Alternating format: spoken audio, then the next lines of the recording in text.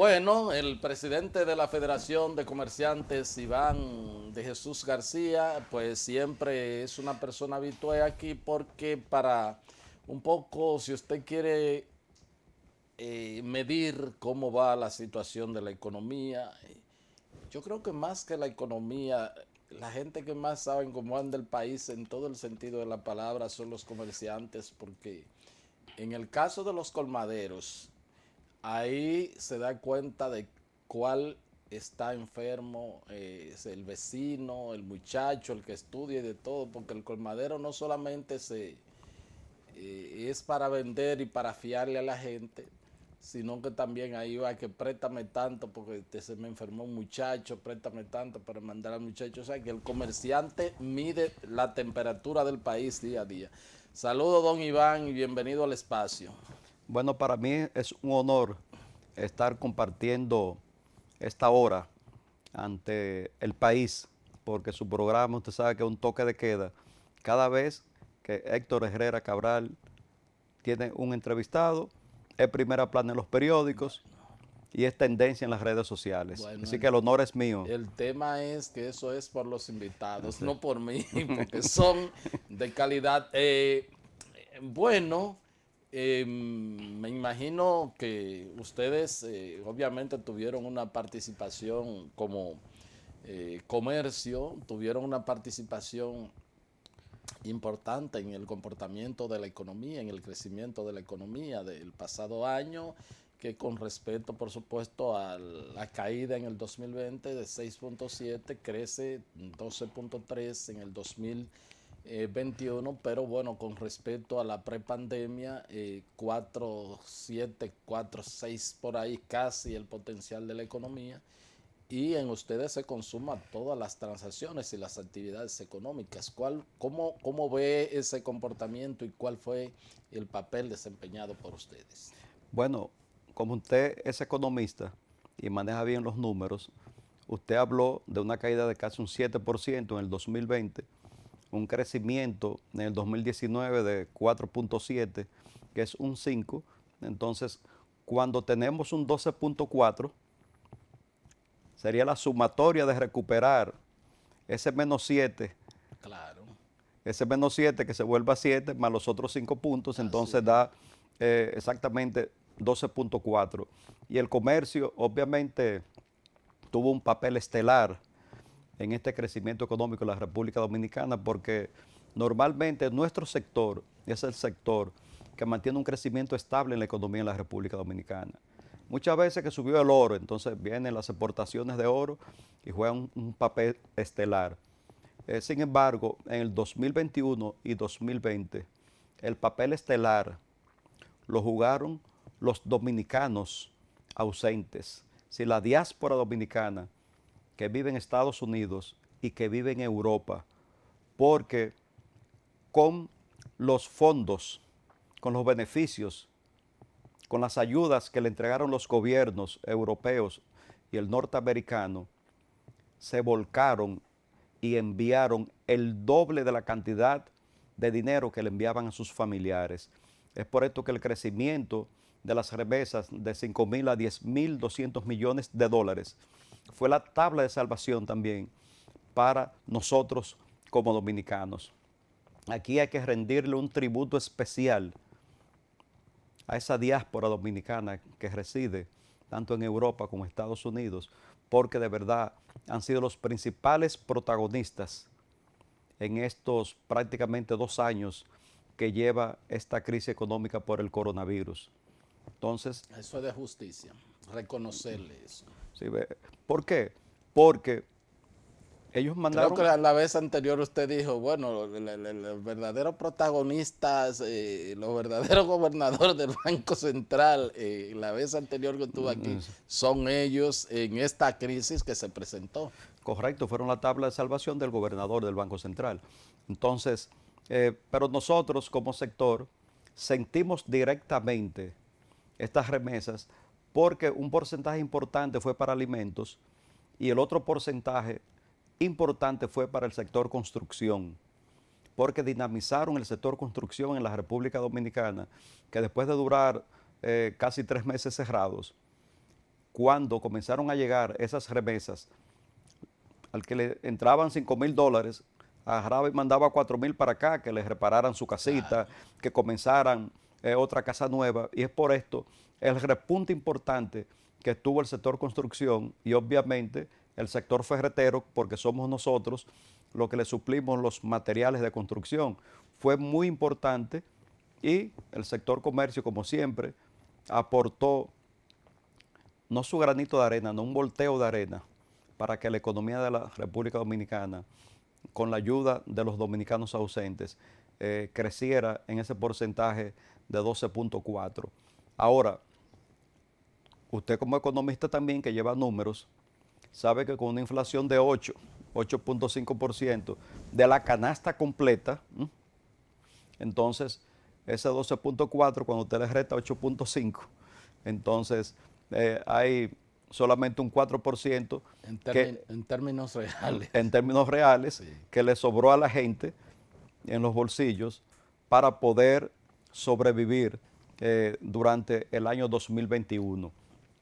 Por lo cual nosotros entendemos que el Banco Central es cierto y es correcto que ha tomado muchas medidas para restringir lo que es la masa monetaria en la República Dominicana. Antes de lo del Banco Central, adentrarnos un poco al tema de la inflación, porque usted dice en términos global, y de hecho si vemos en enero ya el reporte también, que la tendencia inflacionaria se mantiene en la economía. 1.1%. 1.1%, y si uno entiende que cada mes se podría comportar así, que Dios nos libre. Entonces, en términos de lo que come la gente, de los productos que come la gente en el día a día, ¿qué porcentaje de ese por ciento, valga la redundancia, de inflación, cuál fue el componente de lo que la gente come diario? Porque,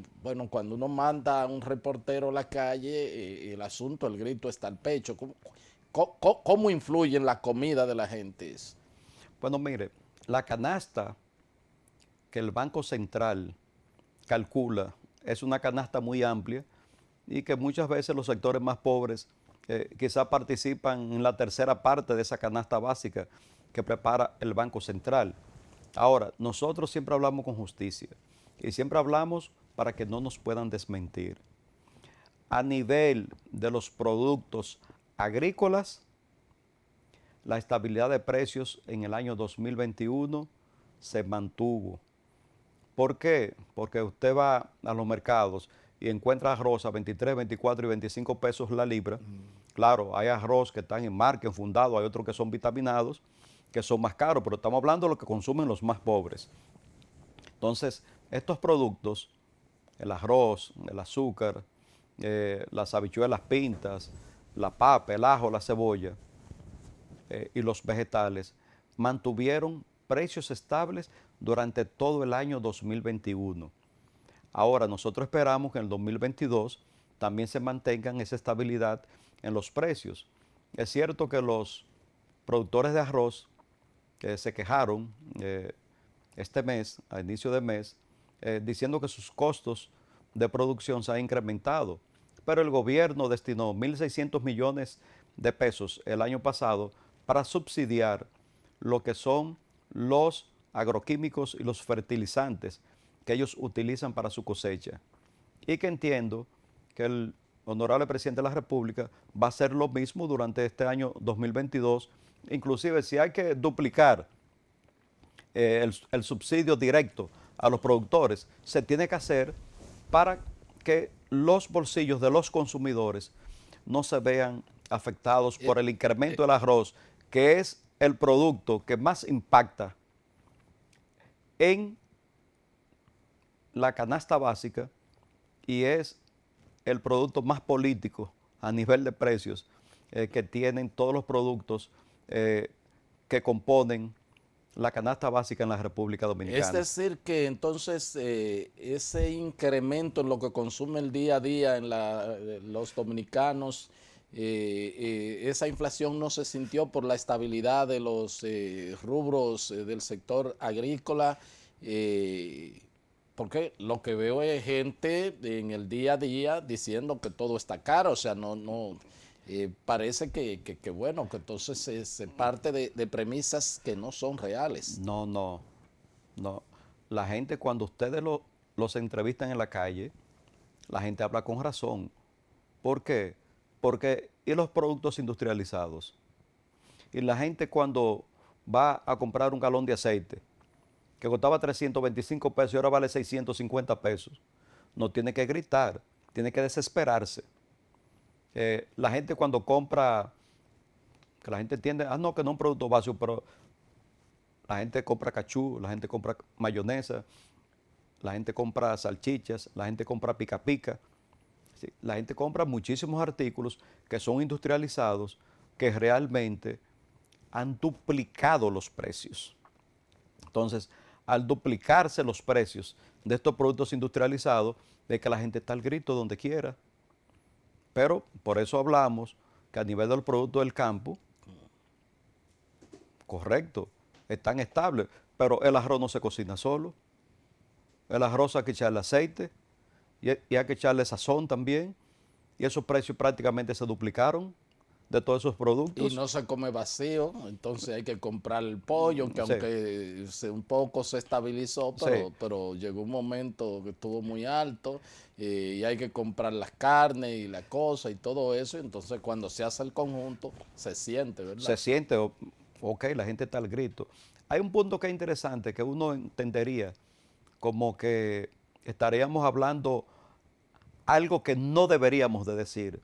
Y es que incluso la próxima semana vamos a solicitar una reunión con el director de Proconsumidor para establecer una campaña a nivel nacional de concientización a todos los micros y pequeños comerciantes dueños de colmados para explicarles cómo son los porcientos que se deben de calcular cuando usted compra un artículo. Porque muchas veces, por falta de conocimiento, hay gente que compra un artículo, por ejemplo, los guandules, que están 60, 70, 80 pesos, la lata de guandules, pero antes costaba 35 pesos. Pero yo me sorprendí porque, en términos personales, fui a un colmado en el interior del país y me pidieron 120 pesos Wow. por la lata de guandules. Entonces yo tuve que hablar con el comerciante, pero mira, ¿por qué tú vendes tu guandula a 120 pesos? Porque si te salen a 60, 80 pesos, un 20%, hasta de 80 da 96, nunca da 120. Entonces tenemos que concientizar a todos los micro comerciantes del país, darle charlas por todos los pueblos, y nosotros como Federación Dominicana de Comerciantes, Dios mediante lo vamos a hacer, porque ahí es que compran las personas que tienen menor poder adquisitivo, y entonces viene el griterío en automático cuando por una lata de guandules que cuesta 60, 70 pesos, la tienen que comprar por 120 pesos. ¿Cómo no? Le preguntaba ese el porcentaje porque he visto gente como don Fausto Figuereo, que me imagino usted lo conoce, ¿verdad que sí? No, hermano mío. Sí. Y otros dirigentes, también Gilberto Luna, lo vi hablando, y entonces dan un número entre un 20 y un 30% de lo que la gente come de la canasta familiar, y eso no es muy alto, esa inflación. Bueno, ellos están hablando de un 20 y un 30%, lo que pasa es que a la gente hay que decirle que subió un 20, que subió un 30, porque yo estoy dando números reales. El arroz, bueno, se ha mantenido en promedio a 25 pesos la libra, entonces no ha subido. Inclusive el ajo que antes se vendía a 300 pesos. Nosotros ahora, en muchos supermercados afiliados a la Federación Dominicana de Comerciantes, comenzamos la semana pasada con el precio del ajo a 100 pesos la libra. Así que el ajo está entre 100 y 120 pesos. Quienes vendan el ajo más de 120 pesos, prácticamente ya están especulando con el precio del ajo. Okay. Entonces, estos son números reales. Ahora, no podemos decir que el aceite subió un 20% cuando subió un 100%. Entonces, hay productos específicos que se han incrementado entre un 80 y un 100% en los productos industrializados, pero en los productos del campo no. Entonces, Okay, pero en promedio la comida podría estar en un 10% de inflación, algo así, lo que la gente come diario, cerca de lo que reporta el Banco Central. bueno, el Banco Central reporta 8.5. 8.5%, pero cuando usted saca lo que consumen los más pobres dentro de la canasta, oiga, no van a sentir una inflación de 8.5%, eso no es verdad.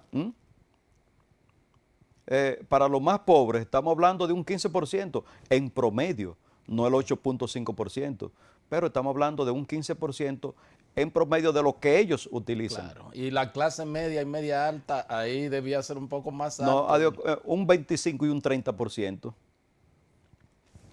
Y la media alta fácilmente tiene un 60 un 70%. ¿Cómo? Claro que sí, claro que sí. Porque, por ejemplo, los desinfectantes, los productos de limpieza, primero subieron un 30, después subieron un 15. En diciembre todavía subieron un 15% más. Entonces, cuando usted comienza a sumar 30, 20, 15, ya estamos hablando de ¿cuánto? De un 50%. Entonces, usted, por ejemplo, no usa jabón de cuava, usted usa un jabón de olor, pero ¿cuánto costaba un jabón? Un paquete de 2 jabones costaba 80 pesos y ahora vale 150 pesos. Entonces, ahí se le incrementó casi un 100% a la gente que usan los jabones más finos. Sí, aunque el jabón de cuava lo tenemos que usar constantemente ahora Sí. por la pandemia. Sí. Bueno, pues les pido el permiso a don Iván García. El ingeniero García es el presidente de la Federación Dominicana de Comerciantes. Nos vamos a la primera pausa y regresamos con mucho más informaciones aquí en su programa de Agenda. Pausamos.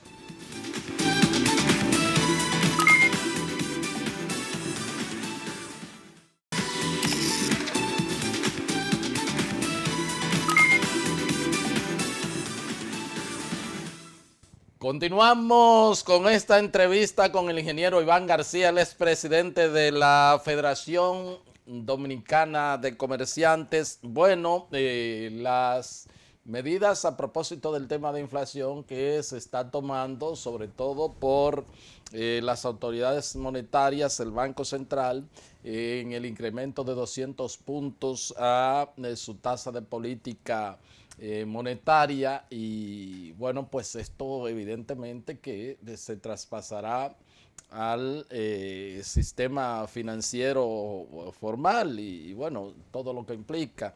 Pero las autoridades del Banco Central dicen que todos los países están utilizando ese instrumento, que así como fueron expansivos en poner mucho dinero en circulación cuando la pandemia, ahora pues se están recogiendo y que creen que eso puede ser la parte que se revierta como manera efectiva de frenar la inflación. Me gustaría conocer su opinión en torno a eso y si tendrá alguna repercusión con posibles incrementos de los tipos de interés en los bancos comerciales. Amigo, la principal función del Banco Central es controlar la inflación. Así es. Aquí la gente cree que controlan los bancos, por eso está el superintendente de bancos. El Banco Central...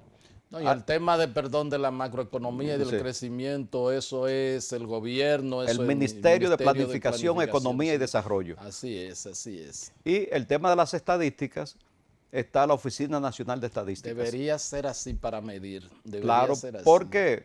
Porque el mismo banco, que su función es controlar la inflación, no debería ser juez y parte y llevar ellos también las estadísticas de los precios en República Dominicana y de la misma economía, sino que lo tiene que manejar por lógica la Oficina Nacional de Estadísticas. Y a nivel de la macroeconomía, como usted bien señaló, es el Ministerio de Planificación y Economía de la República Dominicana.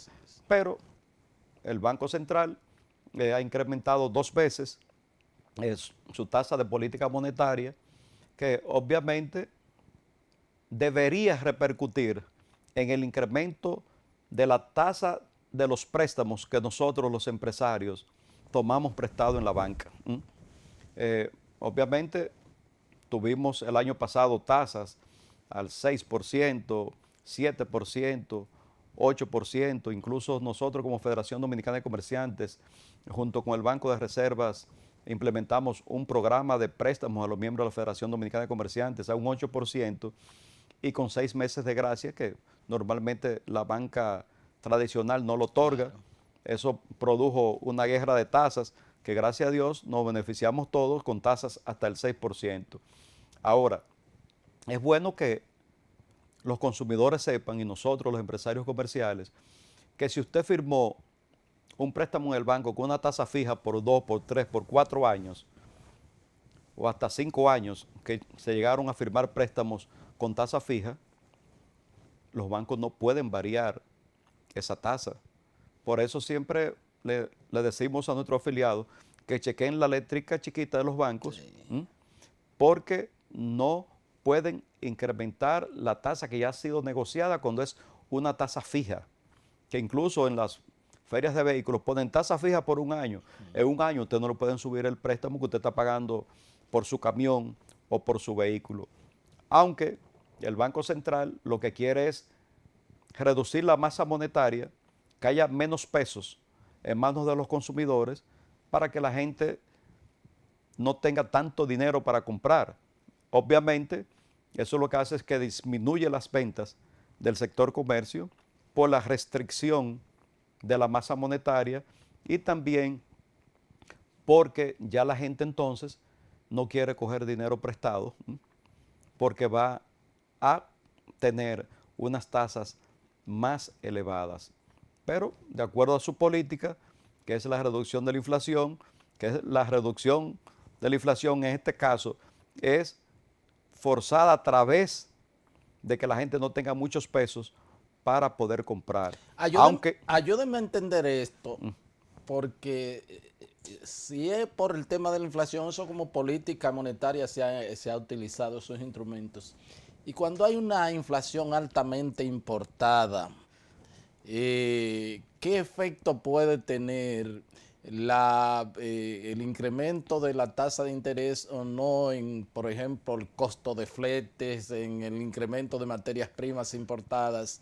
¿Qué efecto pueden tener? Porque como quiera se viene a transferir al bien final, al producto final que consumimos. O sea, como yo me he puesto a pensar y a ver y a revisar lo que estudié y por ahí como que no logro conectar. Ayúdeme usted que está todos los días en esto.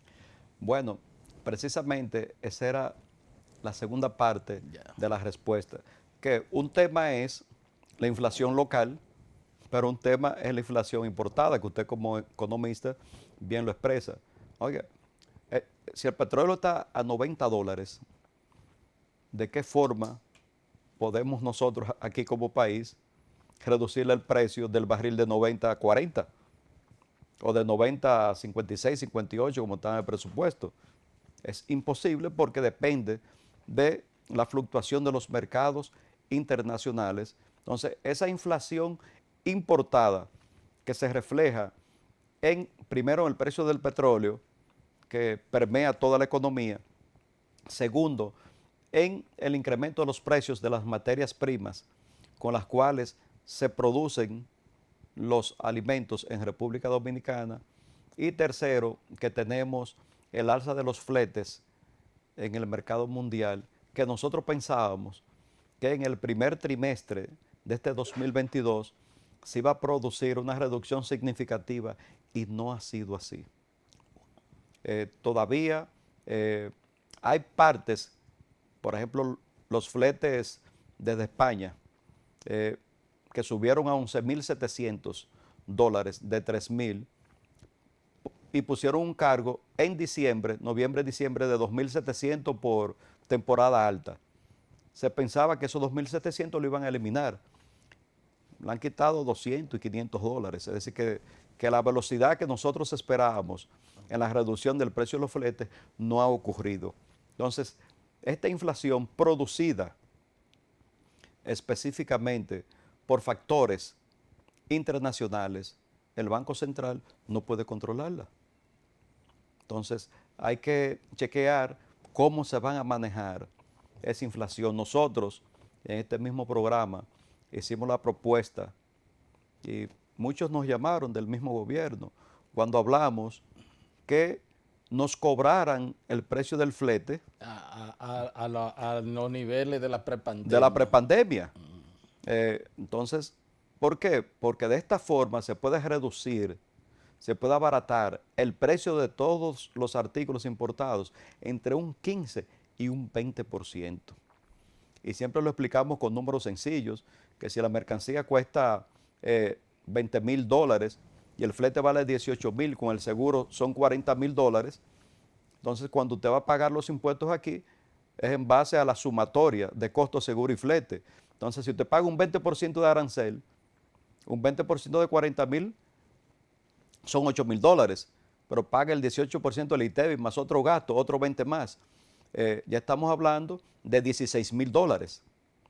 Ahora, si esos $20,000 solamente se le suman 3,000 y póngale más 2,000 más de gasto, 25,000, estamos hablando de $10,000, porque un 40%. Así es. Entonces es una reducción demasiado importante que el consumidor, si nosotros le rebajamos esos miles de dólares a cada contenedor, por la misma competencia de precios que tenemos nosotros, los importadores, el consumidor se va a beneficiar enormemente. Eso plantearon la gente, bueno, el presidente Jacoprovi, que estuvo aquí, de hecho, lo planteó, que usted fue el primero que hizo ese planteamiento el pasado año, y puso como ejemplo que hay veces que una mercancía sale, el costo de la mercancía en muchas ocasiones sale más barato que el flete, que el costo del flete. Yo le dije, pero ¿cómo va a ser? Dice, sí, hay una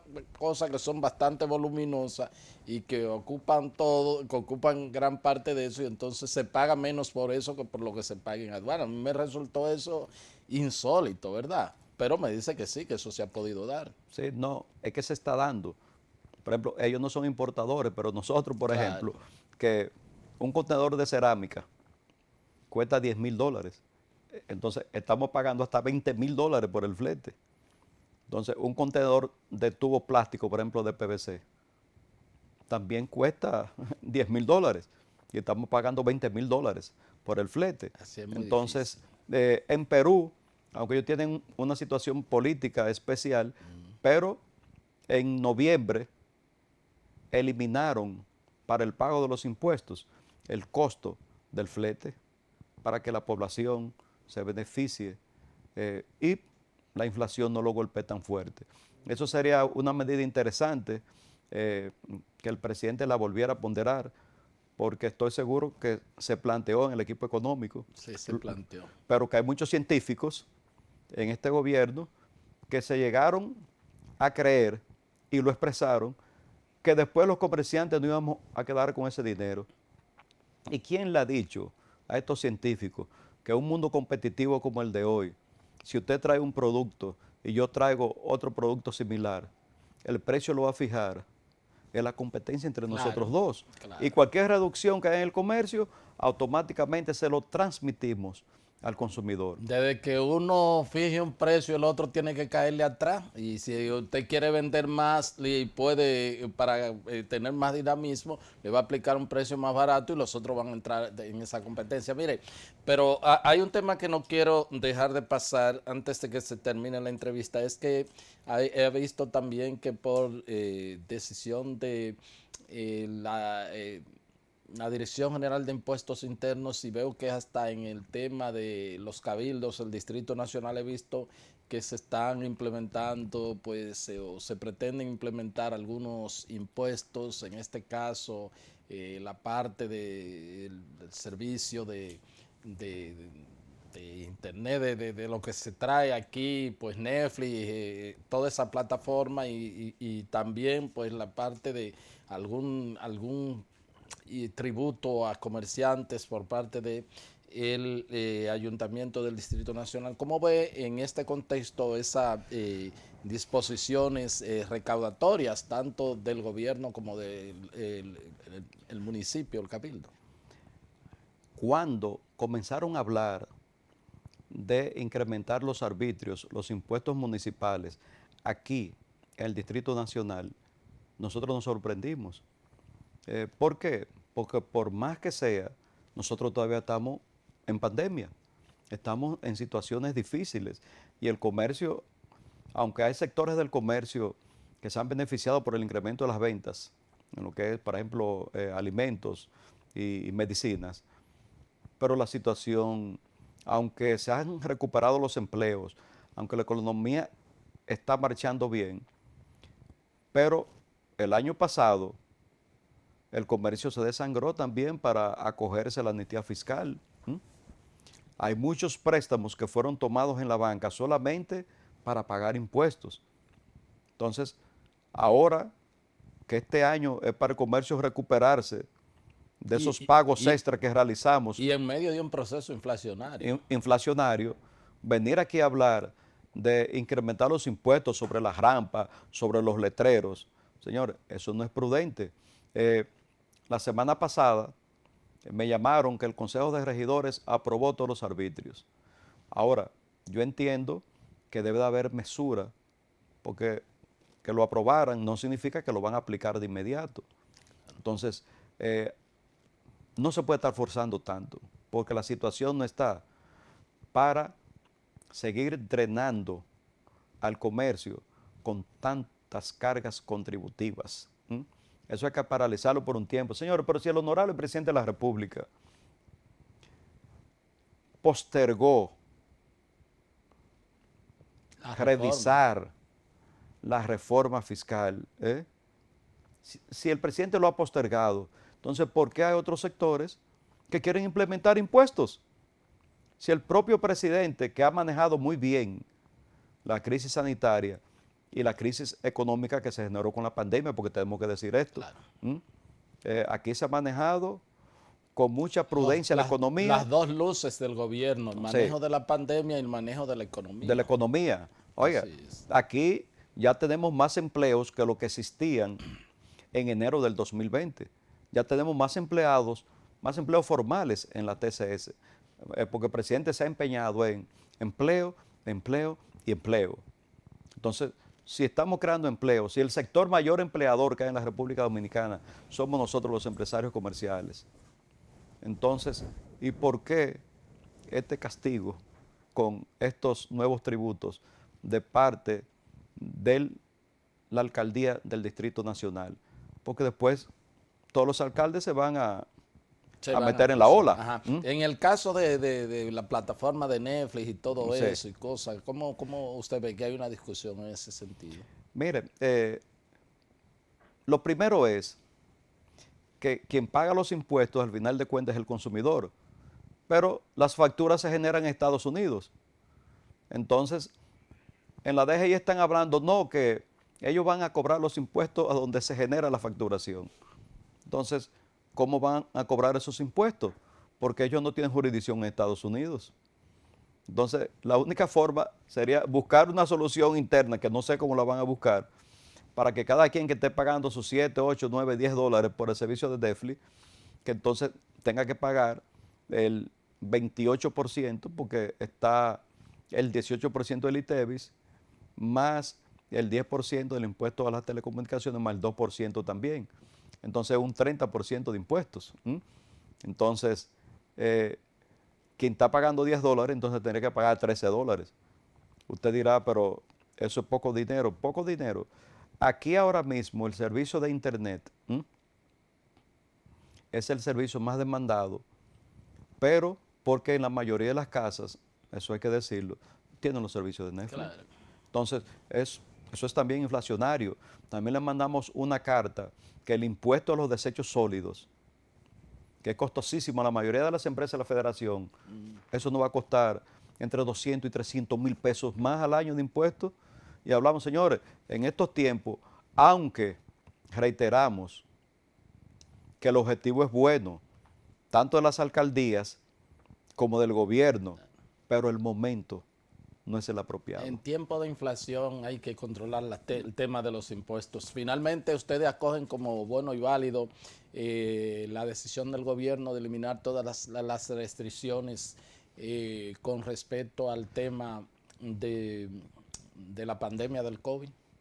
Mire, es un tema muy controversial, pero nosotros los empresarios comerciales fuimos los primeros que en abril del 2020, que nos tenían cerrados a hacha y machete, y comenzamos a decir, mire, tiene que aperturarse el comercio para que continúe la rueda de la economía.